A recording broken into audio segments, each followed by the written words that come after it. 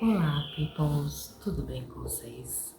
Eu espero que esteja tudo bem com vocês. Se não tiver, ficar em nome de Jesus. Sejam todos muito bem-vindos a mais um vídeo aqui do meu canal. Quero agradecer a vocês todos novamente pelos feeds, né? O que vocês sempre fazem, me ajudam aí, dando os feeds de vocês.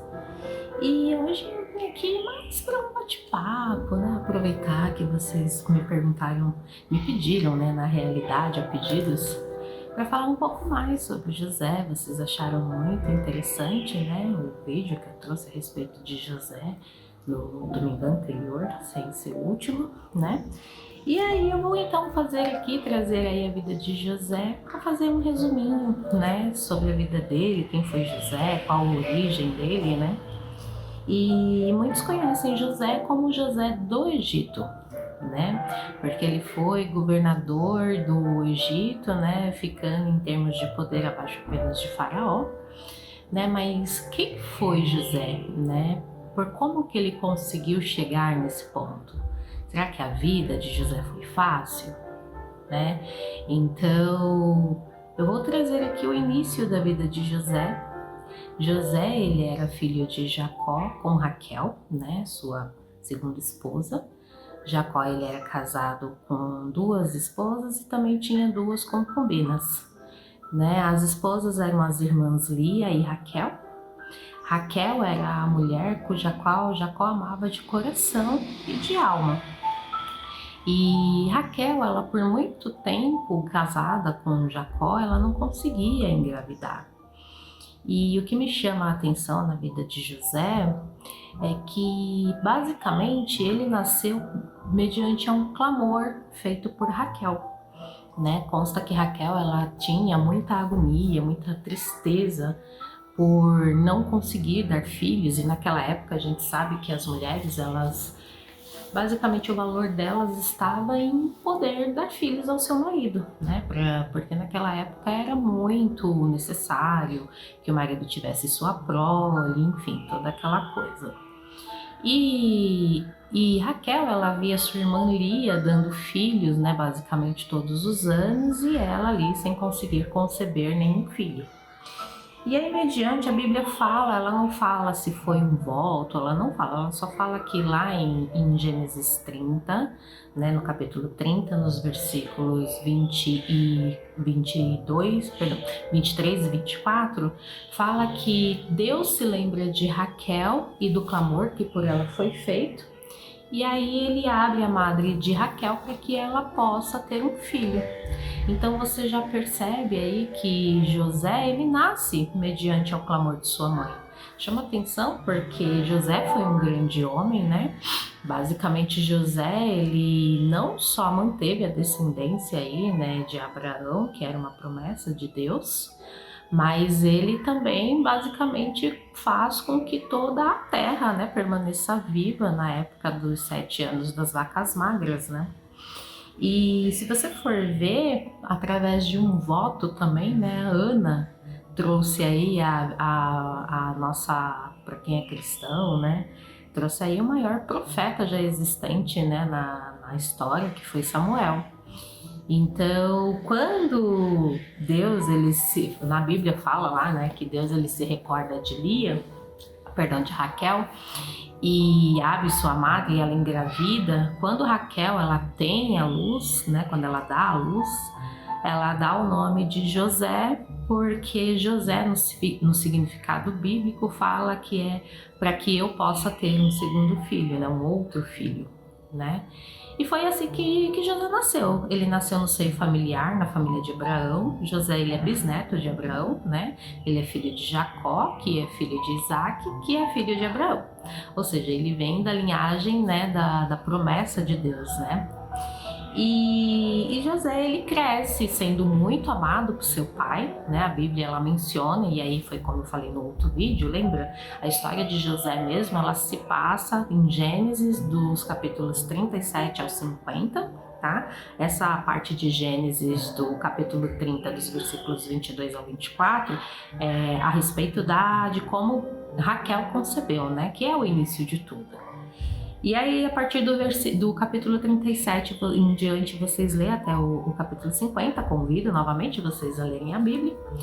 Aí vem a história mesmo de José. E a Bíblia ela faz questão de dizer que José ele foi o filho já que Jacó considerava da sua velhice. E para nós que já somos um pouco mais velhos, a gente consegue perceber o quanto a nossa mente ela muda, né? Quando nós somos mais jovens, parece que nós somos mais egoístas, de certa forma nós somos mais frios, né? Muitas das vezes despreparados para ter um filho. E quando vem um filho já numa idade onde você está mais maduro, você está mais consciente de tudo, você de certa forma consegue, né, criar esse humano aí que o Jacó você colocou no mundo de uma forma mais amorosa. E José, ele cresceu, o que fez dele o que ele é, não é porque ele cresceu numa família abastada, numa família rica, né, porque Jacó, ele tinha, a Bíblia sempre fala que Jacó tinha muitas posses, ele enriqueceu mais do que seu próprio patrão, né, que eram os pais de Lia e Raquel. Mas ele foi o que ele foi devido a todo o amor que ele recebeu, né? Jacó, apesar de já ter outros filhos que o Jacó Lia, ele considera, e outro dia eu quero trazer um vídeo aqui especial para Lia, porque Lia foi uma mulher muito batalhadora, né? Uma mulher que basicamente entendeu o propósito de Deus, mas que foi esquecida por Jacó, ela não tinha o amor no coração de Jacó. E aí, no caso, o Jacó deu todo o amor que ele tinha para José e foi crescendo dessa forma. Jacó foi ensinando tudo que ele sabia para José. E José foi crescendo, foi se tornando uma pessoa inteligente, uma pessoa muito sábia, mas que também, por conta de toda essa diferença, né, com que Jacó o tratava, ele também aí acabou tendo o desafeto de seus irmãos, né? Porque os irmãos viam o pai não só desprezar sua mãe, mas também não os tratar tão bem quanto tratava José. E isso aí acabou trazendo ódio, inveja, discórdia. Então, de certa forma, Jacó ele não foi sábio no trato do seio familiar dele, né? Mas com José ele teve aí uma boa sabedoria, né? Deu uma boa forma de criar a José. E a família de José era uma família muito grande, né? A Bíblia menciona que ao total Jacó ele teve 11 filhos, homem, né? E teve Diná, que foi a sua única filha mulher. Então pensa, uma família de 12 filhos, né?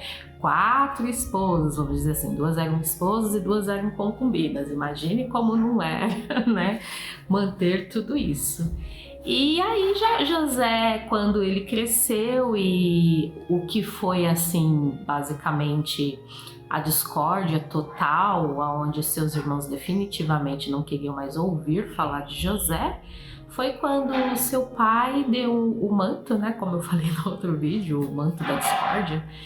E ali eles perceberam que com aquele manto foi uma forma muito explícita, mais do que já era, de que tanto que Jacó pretendia passar aí a bênção da famosa primogenitura, né, que deveria ser de Rúben, que ele já estava identificando que seria passado para José. E quando calhou de Jacó pedir para que José fosse verificar como eles estavam no pastar dos rebanhos, né, em uma outra localização que não era ali onde estava o acampamento, porque eles moravam em tendas na época. Ao chegar lá, seus irmãos com muito ódio, com muita raiva, né, por conta de tudo, eles queriam mesmo era matar José, porque eles achavam que com isso acabaria todos os problemas, né, na realidade só se iniciaria, porque eles teriam sangue do irmão na mão, e com certeza a decepção e a ira de seu pai. Só que tanto Rúben quanto Judá, eles não queriam ter o sangue do irmão na mão, né? Então Rúben deu a ideia de jogá-lo no poço, né? Porque na realidade ele estava esperando ali passar, né? Arrefecer lá toda a raiva que os irmãos estavam para depois retirá-lo do poço. E a ideia dele foi essa e saiu, né? Dá a entender que ele sai para procurar alguma coisa para depois retirar José desse poço. Desculpa, gente. E aí Judá vê um mercador de escravos passando ali próximo na hora e ele fala, melhor do que matar, vamos vender. E aí sim não teremos o sangue de nosso irmão em nossas mãos. E aí eles concordaram em vender José, venderam José como escravo, e foi onde José foi parar no Egito, né? E foi como eu passei para vocês, assim, José ele já tinha uma convivência, muito boa com seus pais, mas ele tinha uma convivência muito ruim com seus irmãos devido ao trato diferente que Jacó dava entre o tratamento de José e seus irmãos. E com isso veio a venda, né, dele como escravo. Ele foi levado para o Egito, uma terra estranha, uma terra da qual ele não conhecia. E chegando lá, ele que era um filho que era muito bem tratado pelo seu pai, foi criado numa família com muito amor, né, entre os pais dele, né? Ele se viu vendido como escravo, tendo que obedecer ordens de pessoas as quais ele não conhecia. Neste caso, quem o comprou no Egito foi Potifar, né? O guardião real, né? Ele trabalhava lá na segurança do rei, que era o faraó. E chegando na casa de Potifar, Potifar foi percebendo que José tinha uma boa índole, que ele sabia administrar, foi pegando confiança com José e acabou passando toda a administração de sua casa, de seus bens, para as mãos de José, né? A Bíblia fala, né, que Potifar ele não se preocupava com mais nada, ele deixava tudo nas mãos, e a única coisa que ele chega em José e avisa e pede é para que tudo ele poderia tocar, menos em sua esposa. E como eu falei no outro vídeo, a Bíblia faz questão de dizer que José, ele era um homem muito formoso, né? Tanto em beleza e formosura do rosto, como também em bom corpo. E isso acabou atraindo aí a atenção e o desejo da esposa de Potifar para levá-lo ao seu leito. E a Bíblia também menciona que de diversas formas e diversas vezes ela tentava, né, levá-lo para seu leito, mas que José sempre se desvencilhava dela. E um certo dia ela meio que arma uma arapuca, né, onde forma-se, porque José evitava a todo custo ficar com ela sozinho. E nesse dia ela arma uma arapuca para que, né, estejam os dois sozinhos e ele não tenha como dizer não para ela. Só que mesmo ali na última das estratégias dela de levar José para seu leito, acaba que José sai correndo. E nessa fuga dele para não se deitar com a esposa de Potifar, ela acaba tentando segurá-lo pelas vestes e acaba ficando com uma parte da sua roupa em suas mãos. E com isso, muito brava, né, por ele não ter aceitado se deitar com ela, ela basicamente usa desse pedaço de pano para dizer que ele tentou forçá-la e que ela na hora ele estava tentando se desvencilhar, ela acabou ficando com a túnica e aquilo ela usou como prova, né, de que José tentou.